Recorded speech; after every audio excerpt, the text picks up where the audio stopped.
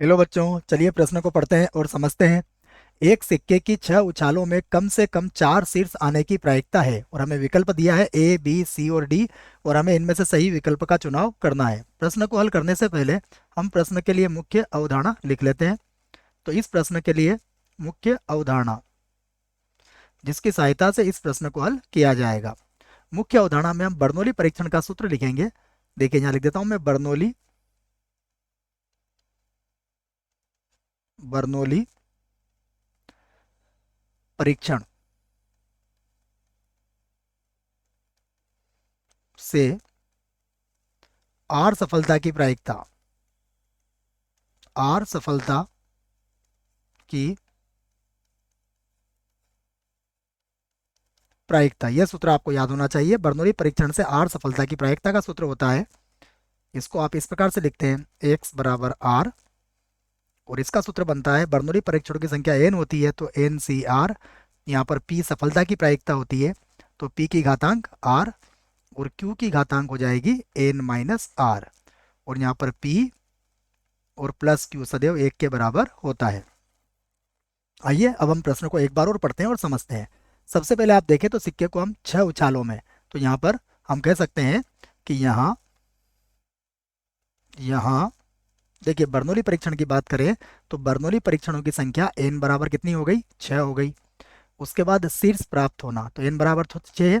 उसके बाद जो r का मान है वो क्या चाहिए हमें, 4, कम से कम 4, तो r का मान क्या हुआ, 4 या 4 से अधिक हो गया। अब मैं लिखूंगा यदि यदि शीर्ष आना सफलता हो तो यदि शीर्ष आना हमने सफलता मान लिया है तो सफलता की प्रायिकता P बराबर शीर्ष आने की प्रायिकता कितनी होगी, 1/2, और शीर्ष नहीं आने की प्रायिकता अर्थात Q बराबर कितनी हो जाएगी, 1 माइनस 1/2, अर्थात कितनी हो गई, 1/2 हो गई। अब हम क्या चाहते हैं, कम से कम 4 शीर्ष आने की प्रायिकता, तो अब हम लिख लेते हैं यहाँ पर, अतः अतः हमें क्या निकालना है, हमें निकालना है P ऑफ, और x का मान क्या होना चाहिए, 4 या 4 से अधिक होना चाहिए। तो इसमें कितनी स्थितियां बनेगी, देखो पहली स्थिति बनेगी x बराबर 4 हो सकता है, दूसरी स्थिति बनेगी x बराबर 5 हो सकता है, और तीसरी स्थिति बनेगी x बराबर 6 हो सकता है। सभी के लिए अब हम सूत्र लगा देंगे। देखिए, सभी के सूत्र हमने लिख लिए।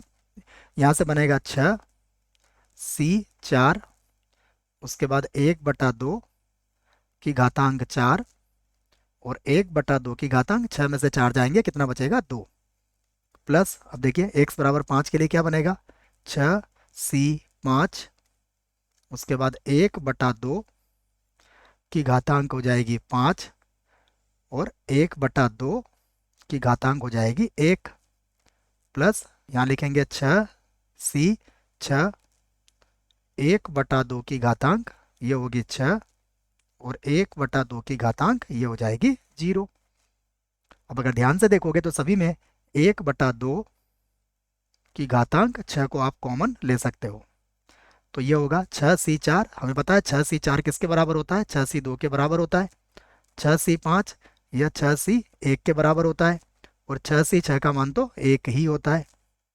सूत्र मैंने कौन सा लगाया है, यह सूत्र मैं आपको लिख देता हूँ। देखिए, हमें पता है कि एन सी आर बराबर क्या होता है, N C N minus R के बराबर होता है, तो इसी सूत्र का हमने यहाँ पर प्रयोग किया है। तो अब 1/2, 2 को जब हम 6 बार गुणा करेंगे तो देखिए कितना आएगा, 1/2, ये हो जाएगा 64, और गुणा इसको हल कर लेते हैं, 6c2 को कैसे हल करते हैं, ये होगा 6 गुणा 5, 2 बार इसको घटते क्रम में लिखेंगे, और 2 गुणा 1 लिख लेंगे, और ये हो जाएगा 6 और प्लस 1। आगे हल कर लेते हैं इसको, तो ये हो जाएगा 1/64, और गुणा में देखिए 2 से कट जाएगा, ये 3 बार कट जाएगा, 15, 15 और 7 कितना हो जाएगा, 22, तो हम इसे लिख लेंगे 22। अब हम इसको 2 के पहाड़े से काट सकते हैं। जब इसको 2 के पहाड़े से काटेंगे तो ऊपर तो बचेगा 11, और नीचे आ जाएगा 32, तो 11/32 हमारे प्रश्न का उत्तर है। अब हम विकल्प देख लेते हैं। तो विकल्प हमारे पास ए विकल्प जो है उसमें 11/32 है, अर्थात यही हमारे प्रश्न का सही उत्तर होगा। आशा करता हूं बच्चों आपको इस प्रश्न का उत्तर समझ में आया होगा। धन्यवाद।